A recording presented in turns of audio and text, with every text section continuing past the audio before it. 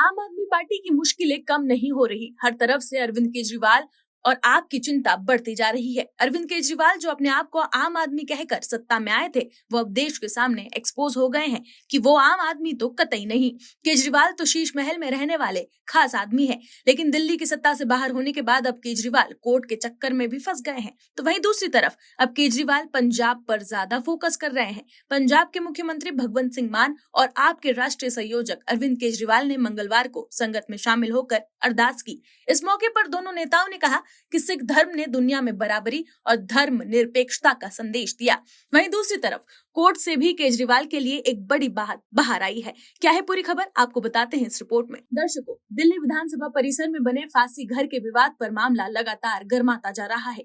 दिल्ली विधानसभा ने हाईकोर्ट को बताया कि पूर्व मुख्यमंत्री अरविंद केजरीवाल और डिप्टी सीएम मनीष सिसोदिया विशेषाधिकार समिति के सामने पेश नहीं हो रहे। विधानसभा सचिवालय की ओर से कहा गया कि दोनों नेताओं को कई बार समन भेजे गए, लेकिन वो एक बार भी उपस्थित नहीं हुए। अब इस पूरे मामले की अगली सुनवाई 12 दिसंबर को तय की गई है। हाईकोर्ट में सुनवाई के दौरान विधानसभा सचिवालय की तरफ से पेश वकील ने बताया कि केजरीवाल और सिसोदिया हर बार यही कहकर पेश होने से बचते हैं कि उनकी याचिका कोर्ट में लंबित है। सचिवालय ने इस तर्क का विरोध करते हुए कहा कि समिति ने उन्हें सिर्फ जांच में सहयोग करने के लिए बुलाया था, ताकि विधानसभा परिसर में बनाए गए फांसी घर की सच्चाई सामने आ सके। सचिवालय की दलील है कि हाईकोर्ट में याचिका लंबित होने का मतलब ये नहीं कि नेता समिति के सामने पेश ना हो। अब सवाल है कि केजरीवाल और सिसोदिया विशेषाधिकार समिति के सामने क्यों नहीं पेश हो रहे।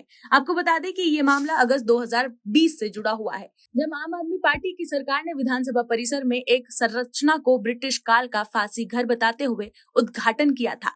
उस समय इसे ऐतिहासिक धरोहर बताकर प्रचारित किया गया, लेकिन बीजेपी का दावा है कि ये फांसी घर नहीं बल्कि एक पुराना टिफिन रूम है, जिसे गलत तरीके से फांसी घर बताकर जनता को गलत जानकारी दी गई। इतना ही नहीं, बीजेपी का आरोप है कि उसके रेनोवेशन पर सरकारी धन का गलत उपयोग किया गया। इसी मुद्दे की जांच के लिए बीजेपी विधायक प्रद्युमन सिंह की अध्यक्षता में एक विशेषाधिकार समिति बनाई गई। समिति 13 नवंबर को इस मामले पर आगे की जांच और सत्यापन के लिए बैठक कर चुकी है। तो वहीं दूसरी तरफ अरविंद केजरीवाल और मनीष सिसोदिया ने विशेषाधिकार समिति के समन को ही हाईकोर्ट में चुनौती दी है।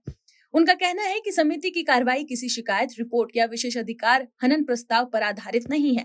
ऐसे में समिति का इस तरह से समन जारी करना अधिकार क्षेत्र से बाहर है। उन्होंने कोर्ट में दलील दी है कि समिति की कार्रवाई उनके संवैधानिक अधिकारों के आर्टिकल 14, 19 और 21 का उल्लंघन करती है।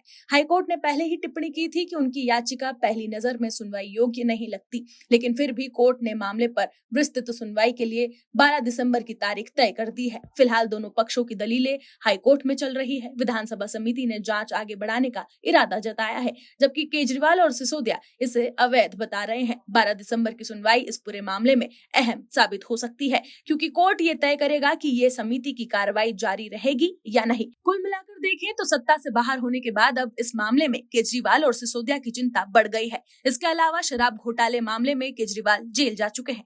Bureau report, OMH news. आप दर्शकों से विनम्र निवेदन है कि चैनल को सब्सक्राइब जरूर करें